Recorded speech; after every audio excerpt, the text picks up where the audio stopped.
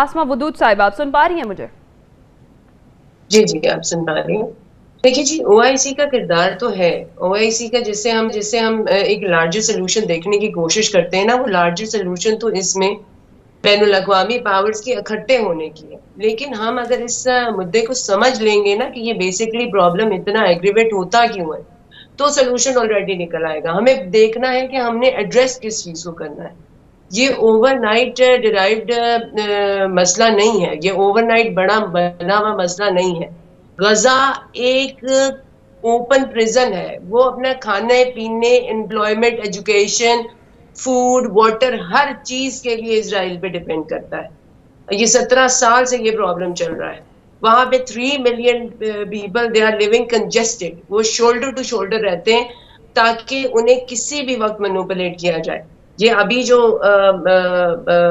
एक हुआ है, इवेंट हुआ है, इसके रिएक्शन में जिस तरीके की बॉम्बिंग की गई है और मल्टी स्टोरी बिल्डिंग्स गिराई गई हैं, वो मल्टी स्टोरी बिल्डिंग जब जमीन पे गिरती है तो वो अपने इर्द गिर्द भी साथ लपेट में ले लेती है। हमारी मेमोरी वहां से शुरू होती है, ओआईसी की मेमोरी वहां से शुरू होती है, या हमारे दोस्त ममालिक की मेमोरी वहां से शुरू होती है जब इस किस्म का कोई इवेंट हो जाता है। अभी भी इस इवेंट से पहले 230 फलस्तीनी शहीद हुए, जिसमें से 40 बच्चे थे। तकरीबन 50% बिलो पावर्टी रहते हैं और उसमें से भी 25% ऐसे हैं they can hardly make 2 days meal a day in फलस्तीन। तो हम किस प्रॉब्लम को किस तरह एड्रेस कर रहे हैं? इस प्रॉब्लम को प्रोएक्टिवली मुस्लिम वर्ल्ड को एड्रेस करना चाहिए।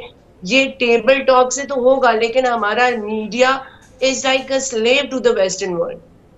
हमें इस बात पे फोकस करना है, हमें इस बात पे इकट्ठे होके सॉर्ट करना है। जंगे नहीं करनी, लेकिन हमें भी अपना एक इफेक्टिव वॉइस दुनिया तक पहुंचानी है कि इसराइल को अपना जो फ्रॉड फाशिज्म है मोड, उसको खत्म करना पड़ेगा।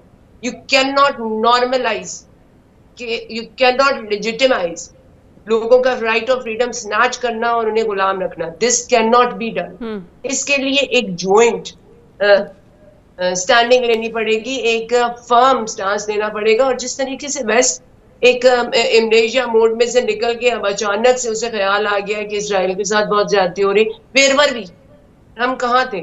हमें इस स्टैट्स में से कितना पता है? हमें इस स्टैट्स में से कुछ नहीं पता, क्योंकि हम कभी भी इस चीज को प्रायोरिटी पे नहीं लेते। ये एक ऐसा कॉज है जो अंडर द कारपेट पड़ा हुआ है 70 सालों से, और मेरा ये ख्याल है कि शायद ये वहीं रहेगा।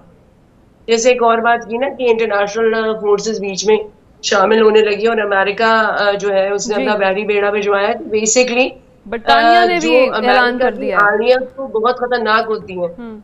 लेकिन अमेरिका की जानियां भी हमने देखी है अफगानिस्तान में।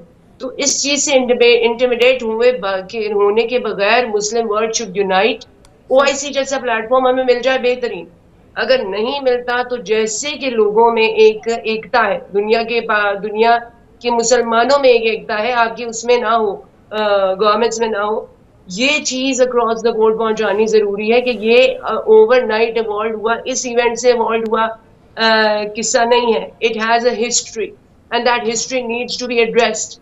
वहां पे लोग रहते हैं, वहां लोग मरते हैं, उनको राइट है फ्रीडम का, और वो एक एक म्यूचुअल एग्जिस्टेंस सही। का फॉर्मूला डिराइव करके एक एक अच्छे तरीके से उन्हें भी राइट है कि वो अपनी जिंदगी गुजारे।